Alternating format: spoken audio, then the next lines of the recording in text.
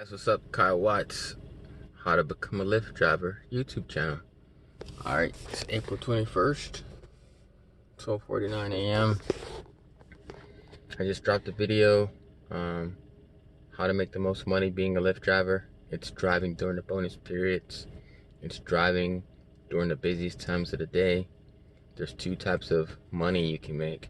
Scheduled bonus, meaning certain times of the day, Lyft gives $12 to $15 on average for picking up 3 people straight in a row, 1, 2, 3, for that hour, back to back, no break.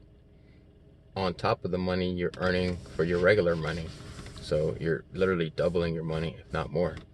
The other thing is driving when it's busy. Late at night, early in the morning, middle of the day. It's different everywhere, every state, every country where you live. You have to figure that out. Go inside the app. It'll typically say, ride demand is high. Go online now. It's basically telling you you're going to make a lot of money if you drive right now. So just open up the app and look for those things. And look for time schedules and slots. Alright, more on that in the other video. How to make the most money as a Lyft driver. This video is how to deal with drunk passengers. I'm Lyft driving right now, so I gotta get back to work. I've been braking for about an hour. So anyway, long story short, how to deal with drunk passengers. Don't drive during the bar hours. I don't mind dealing with drunk people, but sometimes I don't feel like it. So what do? I'll wait until after 2 o'clock when I know all the drunk people have gone home. When all the other Lyft drivers and all the other Uber drivers have probably picked up most people. But unfortunately, even if you wait till the clubs and bars are closed, if it's definitely a weekend or a night when it's a club night, a weekday club night, a weekday bar night, there could still be stragglers out there needing a ride home. So you might not be able to avoid the nightlife, but do the best you can. It's better maybe if you get one versus picking up drunk people all night. That's if you don't want to deal with that. The other thing you can do is drive to an area where there's not a lot of bars, or a lot of bars, or an area where it's not a lot of nightlife going on, clubs and different things like that. If you do that, you could typically be in a part of the city or in a part of your city where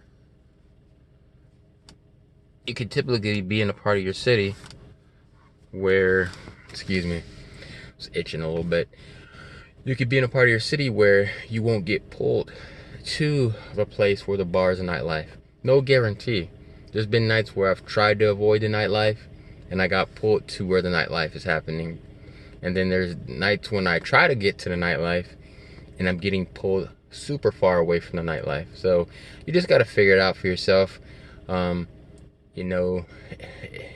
best way to avoid it is like, okay, I know people are going to the bar at 10. They're probably leaving by 3.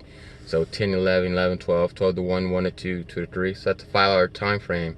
So yes, you might still pick up people who are wanting to go to the bar. They might be going early, but at least they're not drunk, hopefully. Or it's 1 hour, 2 hours past closing time, so you can try to avoid people that way. Other than that, how to deal with drunk people, just be patient. If you're not a drinker, or if you've never drunk before, it could be annoying. But in my experience, and everyone's experience different, most people are just either happy or quiet. Every so often you get the person, but most people are super talkative or super quiet. The best way is just to pay attention to what they're doing. Try to talk to them because you want to really notice what they're doing and how they're acting, because I've had 3 people throw up in my car. Not this car, another car that I have. This is my rental car through Lyft. And it sucked because I used to work for a car wash place, Autobell car wash, and I grew up cleaning. I knew immediately to go take my vacuum, go to 7-Eleven, go use their vacuum, a public vacuum, vacuum up all the throw up, and then spray the seats off, scrub it really good, and then the next day immediately go scrub it.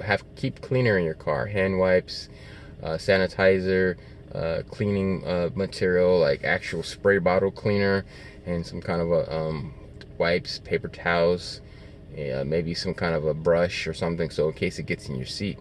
Best case scenario, I've never done this, but now I will do this. If it's club night, you could easily maybe put a seat cover on your seat like this, and that will help save you a lot of trouble. But if you notice, there's sections of the seat that doesn't get covered, and because the seats are slanted back, the throw up could still get to the back of the seat, but it's better than nothing. You can get more elaborate in trying to cover up your entire seat. I'm thinking maybe I'll put plastic bags beneath the seat cover, maybe, or if you're gonna have barf bag, I would say just straight up have a big trash bag, because when people are drunk, a little barf bag, they're not gonna make it in there. If they're kind of still sober, they might have enough mental capacity to go in the bag, but if they're not, they're literally just gonna miss the bag, not get all of it in the bag. So if you give them a super big giant trash bag, it's super wide, it's super open. Maybe they have a friend in the car, maybe you can help them hold it open, so that whatever, so it can all go in the bag. But typically you shouldn't need to help them, but you also communicate, let them know, hey, let me help you. If you feel sick, let me know so I can stop the car, so you can open the door and lean out the car. Let them know I don't want to charge you $250 or whatever the price is for cleanup fee. So, but if you don't help me help you, I'm gonna have to charge you. And most people don't want to eat that, $250, even if they are drunk. They still sometimes have enough capacity to realize, oh man, no, I don't want to pay $250. So just come up a way to cover your seats. Pay attention to how they're acting. Some people are super quiet, and then out of nowhere they need to barf. Other people, you're like, uh-oh, it might be coming. I really gotta watch this person.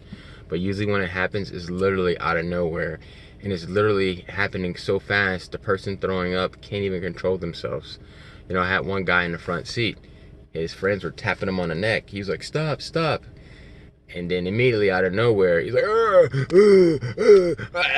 and it's all over my glove compartment. Not this car, but my other car, the glove compartment, the floor. He never made it to the window, and I was so upset. Then he looks at me while he has throw up all over his body and his clothes. He's like, man, I said stop, man. And I freaking respectfully, because you're still working, I said, hey man, you think I want you to throw up in my car? If I knew you wanted me to stop, I would have stopped. You didn't say stop the car. You just said stop, stop, stop. What does stop, stop, stop mean? And I told him, your friend was flicking the back of your ear. I felt you were talking to him to stop and leave you alone. You didn't say, hey man, stop the car, I need to throw up, because again, I don't want throw up in my car. I would have stopped the car so you can open the door and throw up outside the car. Why wouldn't I stop? The common sense person would stop. So I don't believe you're talking to me. You were talking to your friend. But whatever, man. It is what it is. And I was so upset. It comes with the territory. I picked up, like, I don't want to throw too large of a number out there, but I picked up over 4,000 people, on this platform, and I use the other platform because I experimented with both Uber and Lyft. They both have perks and benefits, and it's good to try both to see which one you like more. So I've done 3,000 over there, and almost 3,000, give or take, and 4,000 here. So I've picked up over 7,000 people in 3.5 years of driving, and I've only had less than 5 throw up. Two made it out of the car. They pushed the door open or got it out of the window. And then one girl in the back seat, she kind of laid down and like threw up on the seat. Then one person threw up on himself. And then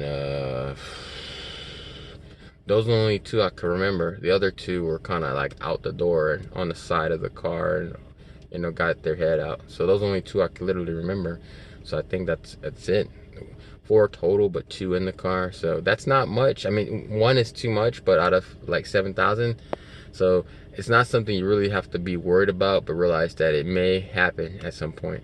So just be prepared. Be prepared to clean up, talk to people, pay attention to them, look at what they're doing, And there's been like probably 5-7 times where I've saved the car from having throw up by just talking and noticing what they're doing. And again, the bigger the bag, the better, because when they're drunk, they're not going to be so perfect aim, you know, to get it in the bag. So have a big bag. And then also dealing with drunk people, you just gotta, I would say, get into a relaxed mindset and realize they're only going to be in your car 15 or 20 minutes. Maybe they're too talkative. Maybe they're a little bit too loud. Maybe they're annoying, whatever. I can't really address every scenario because every scenario is going to be different, but they're either going to be super talkative, super quiet, or annoying, or a combination of everything, or a combination of one or the other. But the most important thing is just communicate. You know, stand your ground and let them know, hey, calm down, relax, you know, or whatever you need to do to get it under control. I'm not trying to say this to scare anybody, but I'm saying, like, again, like catching people before they throw up so they don't throw up in your car. Some people are just, they drink alcohol. They'll call a girlfriend, a boyfriend, a friend. They'll be arguing on the phone. And most people will say, oh, I'm sorry, man. You know, I just kind of got a little carried away, my bad. And other people won't care. They'll just be arguing on the phone. And then when they get out of the car, they'll slam your car door. Because they're not mad at you. They're mad because of the conversation they're having. And that's just how they act. They slam a door. Whereas you or me may not do that. So just little things like that. Just always remember, stay calm. Be relaxed and think of something happy. Because remember, it's just work. You know, you don't know these people. You don't have to see them again. You just want to provide a good service, and if anything is out of character or out of pocket, then you address it as you need to. But I can't address every situation because there could be 1,000 different types of scenarios. So again, someone could be arguing on the phone. Hey man, could you not argue in the car? Can you wait to have your conversation or keep it down a little bit? I'm trying to focus on my driving. Or hey, are you about to throw up? Hey man, I'll stop the car. Let me know. Don't throw up in my car. I don't want to charge you $250, $300. I'll pull over. Let me know. Or some people want to get a little touchy-feely with their partner, you know, with their significant other, girlfriend, date, and like, hey, this is not the motel. Hey, I get it. You guys are having a good time. I'm happy you're having a great night, but this is not the motel. It's not the hotel. Can you wait? You know, and best deterrent is what am I doing right now? I'm videotaping myself. If somebody does something that's not right, immediately take out your phone and start videotaping them and say, hey, I'm videotaping you for evidence. I will turn this in the lift if you don't